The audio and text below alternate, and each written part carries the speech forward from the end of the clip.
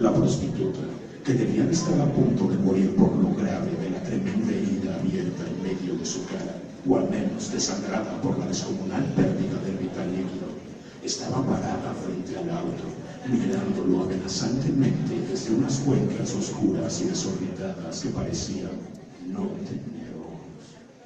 Por un instante, el miedo lo congeló.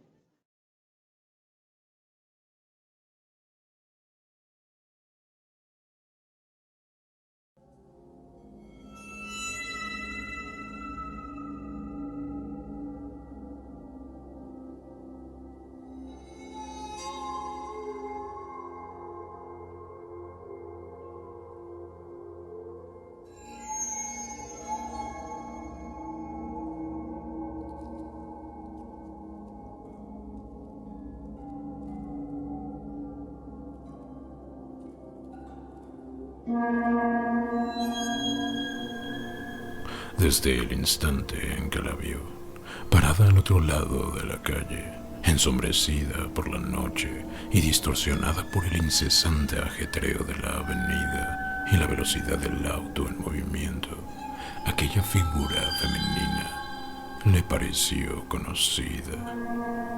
Estaba seguro de reconocer un rostro muy familiar en la borrosa silueta, pero era incapaz de ubicar con precisión quién era o de dónde la conocía. Avanzó un par de cuadras sin que su mente dejara ir aquella idea. Estaba seguro de conocer a esa mujer de algún sitio, uno muy distinto a aquellas esquinas sombrías de pésima fama y peor reputación, en anillo de circunvalación. Se detuvo en el siguiente semáforo. La incertidumbre taladraba más y más profundo en su semblante y él revolvía sus recuerdos buscándola. Sabía que estaba ahí, en algún sitio, enterrada bajo años y años de caras conocidas. Sin embargo, era incapaz de ubicarla. El semáforo cambió a verde mientras intentaba infructuosamente hacer memoria. Fueron los furiosos claxons de los automovilistas a los que impedía el paso los que hicieron que abandonara su pesquisa mental y reanudara la marcha. Antes de que pudiera darse cuenta, su subconsciente lo traicionó y, sin pensarlo, dio una vuelta prohibida en U a la izquierda, enfilándose de regreso por donde venía. En todos los años que había dedicado a sus safaris urbanos, aprendió varias reglas básicas y de vital importancia para la supervivencia de sus hábitos, y una de ellas era no cambiar el plan previamente establecido por uno improvisado.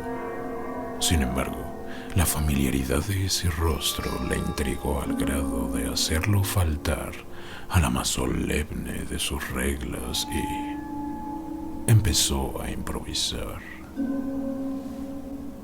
Por un momento pareció haberla perdido entre las otras varias mujeres que se exhibían sobre la banqueta y se acercaban a su auto ofreciendo compañía prepagada, pero al mirar más de cerca alcanzó a ver a la chica alejándose sobre la acera. Mientras más se le acercaba, más seguro estaba de que la conocía, pero ¿de dónde? Antes de que pudiera abordarla desde la ventanilla del copiloto, la misteriosa mujer dobló sobre la esquina, internándose en el angosto, oscuro y desolado callejón.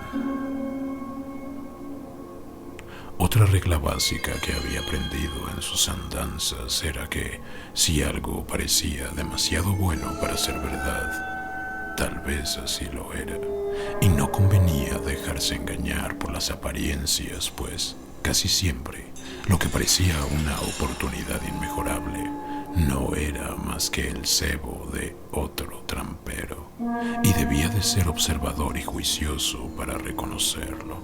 Así que, mientras creía que era aquella mujer quien entraba inocentemente a la boca del lobo, bien podría ser ella quien lo estuviera atrayendo a una trampa. Sin embargo, ella era tan hermosa, la familiaridad de su rostro, mezclada con la incógnita de su identidad, era tan excitante, y el que ella se encaminara por su propio pie a aquel atolladero del que no podría escapar, era como una flagrante provocación para que él actuara, a la que simplemente no pudo resistirse. La adelantó con el auto y se estacionó casi en la siguiente esquina. Echó una mirada por el espejo retrovisor y, tras confirmar que la chica se iba acercando, aprovechó para acicalar su cabello y cerciorarse que lucía impecable antes de bajar y empezar la función. Se puso una chaqueta y, con una destreza digna de prestidigitador, imperceptible a la vista de la chica que se acercaba, escondió bajo su manga el truco con el que esperaba sorprenderla y, con la determinación de un torero, salió a alcanzarla. Le tomó algunos pasos rodear el viejo gran marquís que conducía para por fin recargarse a un costado de la cajuela. La chica, que lo veía de reojo mientras la iba siguiendo, dio un par de pasos lejos de la pared, emergiendo de entre las sombras para acercársele. Una vez que pudo verla con claridad, tuvo esa frustrante sensación de encontrarse a un viejo conocido sin poder recordar su nombre. La certeza de que conocía a aquella mujer lo hizo vacilar en el modo de aproximársele. Hasta ese momento no había contemplado qué hacer si ésta lo reconocía, y maldijo el dejarse llevar por sus impulsos y ponerse a improvisar.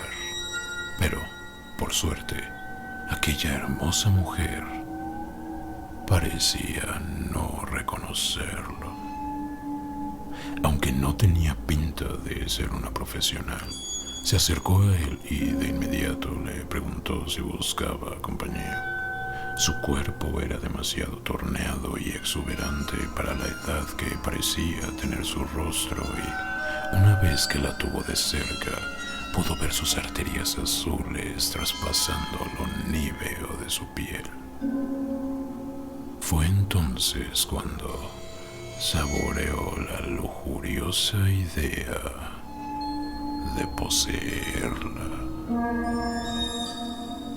Con el paso de los años, las pros eran cada vez más reticentes a la idea de abordar el auto de un extraño y acceder a irse con él. Sin embargo, la promesa de 500 pesos más sobre la tarifa, hablando de inmediato la actitud de la hermosa muchacha y, sin oponer tanta resistencia, aceptó subir al auto con él. Desde la primera vez en que utilizó a una mujer para saciar sus instintos, no se sentía tan emocionado ni con tal excitación como la que le embargaba en ese momento. Se acercó a ella con el pretexto de abrirle la puerta y, en un movimiento intempestivo y de una ejecución pulida por años de práctica llevada hasta la perfección, desenfundó la pesada varilla de fierro de poco más de 30 centímetros que escondía bajo su manga, y con ella golpeó brutalmente y de lleno la cabeza de la hermosa profesional que, sin más, perdió la conciencia. Con la misma pericia desarrollada a través de los años y antes de que su cuerpo cayera al suelo, la empujó hacia adentro del auto y, hábil y rápidamente, la acomodó en el asiento del copiloto, le puso el cinturón de seguridad y cerró la puerta. Sin delatar su prisa por escapar, se subió al auto y condujo tranquilamente de vuelta a su casa. Y, aunque durante todo el camino apenas pudo contener las ansias por, literalmente, explorar la anatomía de su hermosa víctima, contusionada y sangrando profusamente a su lado, era la incógnita de quién era y de por qué le era tan familiar, la que, como una comezón que no podía rascarse, lo estaba desquiciando. Por fin, una vez frente a su derruido domicilio, detuvo el auto, pero, urgido por echarle mano a su inconsciente pasajera, no apagó el motor y bajó del auto sin cerrar las portezuelas, pues estaba seguro que nadie querría robar su carcacha. Y a esa hora de la noche, su barrio estaba desierto y nadie se acercaría a fisgonear. Apurado por comenzar la faena, entró a su casa, quitó el pesado palo con el que atrancaba el zaguán y lo abrió de par en par. Fue entonces que se encontró con la imagen más aterradora que había visto hasta ese momento. La prostituta, que debería de estar a punto de morir por la tremenda herida abierta en medio de su cara, estaba parada frente al auto, recortada por las luces de sus faros, mirándolo amenazantemente desde unas cuencas oscuras que parecían no tener ojos. Por un instante, el miedo lo congeló. Trató de encontrarle explicación a cómo aquella pequeña prostituta había soportado el ataque y todavía podía ponerse de pie. Cuando la tétrica figura ensangrentada intentó acercársele, reaccionó, sobreponiéndose al miedo que lo petrificó y alcanzó a tomar el robusto palo con el que atrancaba el zaguán para aporrear con él a la mujer. La golpeó con tal fuerza que el palo se quebró al impacto. De nuevo, la mujer cayó, pero esta vez él dejó que aterrizara de lleno y violentamente contra la banqueta para asegurarse que la caída la rematara y no volviera a levantarse. Un foco se encendió en la casa de enfrente y luego otro más en la casa de junto. El ruido seco del golpe había llamado la atención de los vecinos. Se apuró a jalar dentro de su terreno el cuerpo desguazado de la mujer, que dejó un pequeño rastro de sangre tras de sí. Una silueta se dibujó en la ventana de una casa contigua y se quedó ahí mirando la situación. Él pensó que lo habían descubierto y entonces, más que miedo, sintió angustia. Temía ser capturado por lo terrible que sería para él el estar encerrado y ser incapaz de salir a matar y a callar las voces que le quemaban el cerebro como ácido, exigiendo el sacrificio de aquellas mujeres perdidas. Mientras maldecía el momento en que se había dejado llevar y había cambiado sus planes perfectamente trazados por la acción improvisada y tan descuidada que lo había puesto en esa situación, Arrastró unos metros hacia adentro de su casa el cuerpo de la mujer y luego se apuró a meter su auto y cerrar la puerta para dejar atrás a los mirones y chismosos que ya empezaban a asomarse por sus ventanas para ver qué sucedía. Se sintió tan nervioso y espantado por las posibles consecuencias de sus actos como la primera vez que cometió un asesinato. Trató de enlistar mentalmente lo que debía de hacer de inmediato para cubrir sus huellas, pero simplemente no podía concentrarse. Debía deshacerse del tapete ensangrentado y necesitaba lavar el rastro de sangre en la calle que iba hacia adentro de su casa, pero primero debía encargarse de la mujer y esconderla. Así que se acercó para llevarla a la habitación donde se dedicaba a atender a sus víctimas. Sin embargo, cuando la tomó para cargarla, se dio cuenta que ya había muerto. Aquello era lo peor que le podía pasar y berreó enfurecido por haber cambiado su plan y terminar con un cadáver que, además de haberlo metido en tan precaria situación, no había podido torturar como las voces en su cabeza se lo demandaban para que lo dejaran en paz. Como si aquello no fuera suficiente, uno de los vecinos se armó de valor y se atrevió a llamar a la puerta para preguntarle si había tenido un accidente y si había algo en lo que le pudiera ayudar. Aunque realmente solo quería un pretexto para echar un ojo y confirmar lo que le había parecido ver desde su ventana. Sobresaltado, únicamente atinó a rodar el cuerpo fuera de la vista que se tendría al abrir la puerta y recibió a su vecino. El rostro del vecino se desencajó por el asombro de verlo salir a atender con la ropa llena de sangre.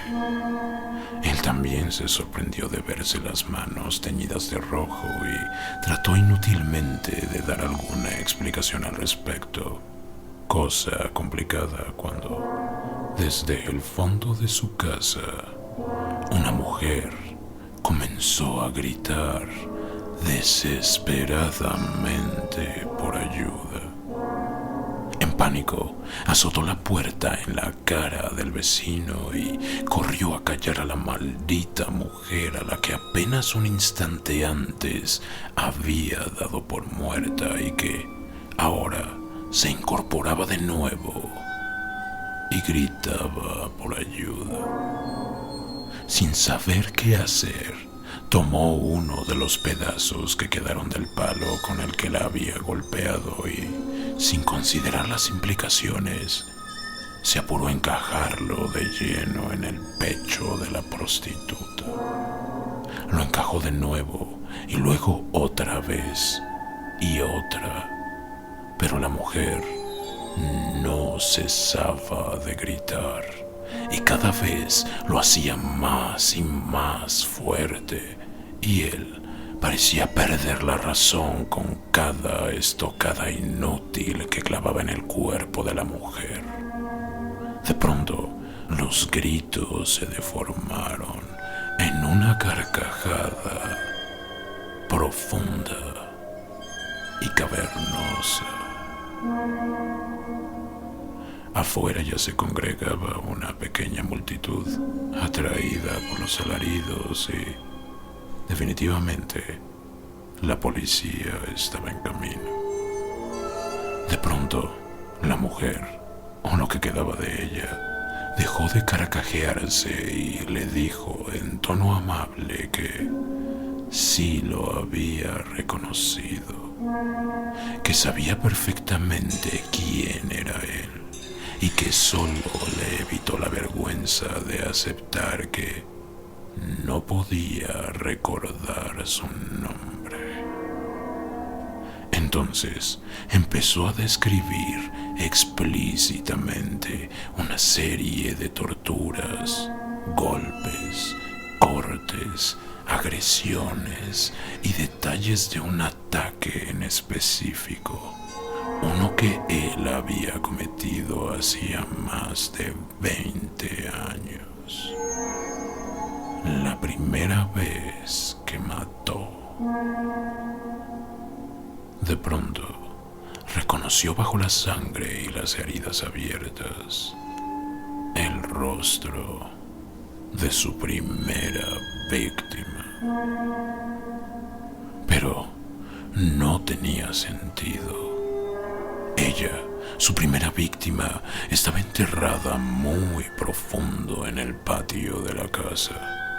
No podía comprender cómo es que estaba ahí, hablándole y viéndose tan viva, a pesar de todas las heridas.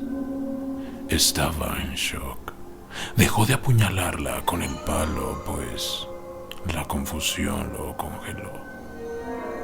La mujer siguió hablando, recordándole cada detalle de la horrible agonía a la que la había sometido 20 años atrás, pero él ya había perdido la razón. Estaba a punto del infarto por la impresión, por el pánico, por las náuseas y por todo lo que estaba sucediendo y simplemente no tenía sentido. Quizá por ello no notó cuando la policía llegó y empezó a golpear la puerta tratando de derribarla. Cuando los oficiales pudieron entrar, fueron incapaces de localizar a la mujer que gritaba por ayuda. Solo lo encontraron a él, todavía vivo, tratando inutilmente de acomodar sus órganos de vuelta en su caja torácica. Y junto a él, un cadáver de mucho tiempo en descomposición, con el hígado, los riñones y demás órganos faltantes del asesino serial en sus huesudas y putrefactas manos. El miedo es real.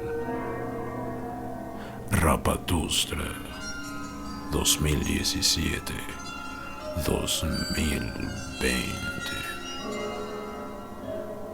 Toca la campana si te atreves.